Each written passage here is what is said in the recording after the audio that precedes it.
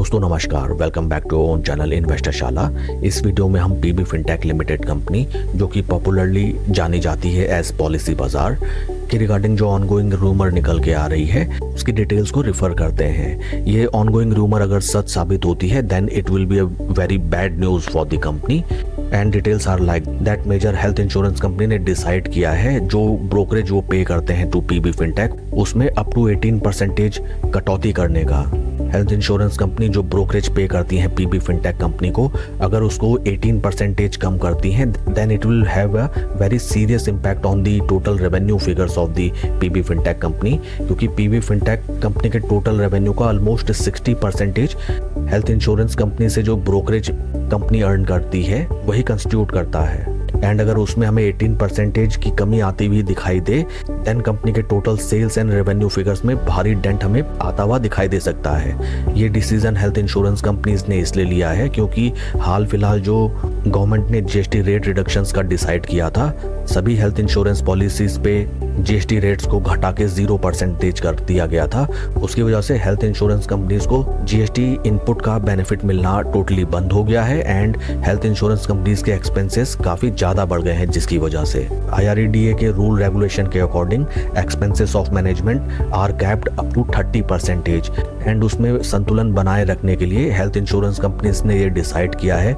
कि जितना भी वो ब्रोकरेज पे करते हैं टू पीबी फिनटेक उसमें ऑलमोस्ट 18% की वो कटौती 1 दिसंबर ऑनवर्ड कर देंगे।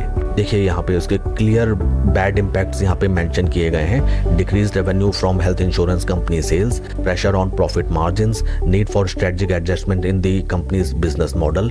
कंपनी के टोटल बिजनेस मॉडल पे हमें सीवर डेंट आता हुआ दिखाई देता है अगर ये न्यूज सच साबित होती है। एंड कंपनी के सेल्स रेवेन्यू पे अगर कोई भी इम्पैक्ट पड़ता है देन उसका सीधा असर हमें अल्टीमेटली स्टॉक प्राइस पे देखने के लिए मिलता है एंड जिसका बुरा परिणाम सीधा शेयर होल्डर्स को फेस करना पड़ता है। हाल फिलहाल अगर हम देखें right now stock is trading at a P of 175.61, जो कि ऑलमोस्ट बहुत ज्यादा प्रीमियम पे ट्रेड करता हुआ कंपनी का शेयर हमें दिखाई देता है। चार्ट पैटर्न की तरफ अगर हम चलें, this is weekly time frame chart pattern, जहां पे हमें नजर आता है that stock is totally trading in a rectangle trend channel.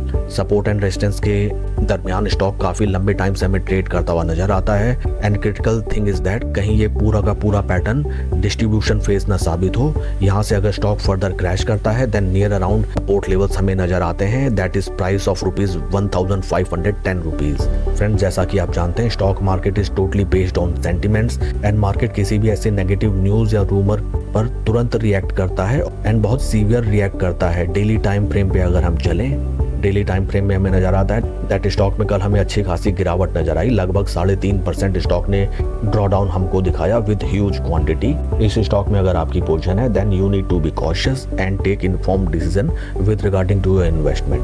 Trade करने की रणनीति हमारी ये होनी चाहिए दैट इस स्टॉक में अगर आपकी एग्जिस्टिंग पोजीशन है देन फर्स्ट ऑफ ऑल आपको पैनिक में कोई डिसीजन नहीं लेना चाहिए। फर्स्ट ऑफ ऑल स्टॉक को सेटल होने देना चाहिए to all this rumours. But stock अगर अपने इंपॉर्टेंट सपोर्ट लेवल्स को ब्रेक करके नीचे ट्रेड करने लगे देन वो बेहद कॉशियस हो जाना चाहिए इस स्टॉक में राइट नाउ।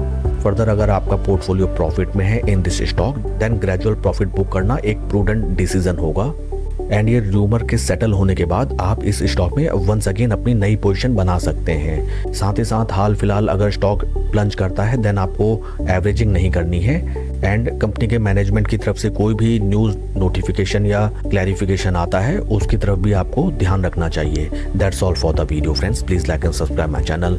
Thank you.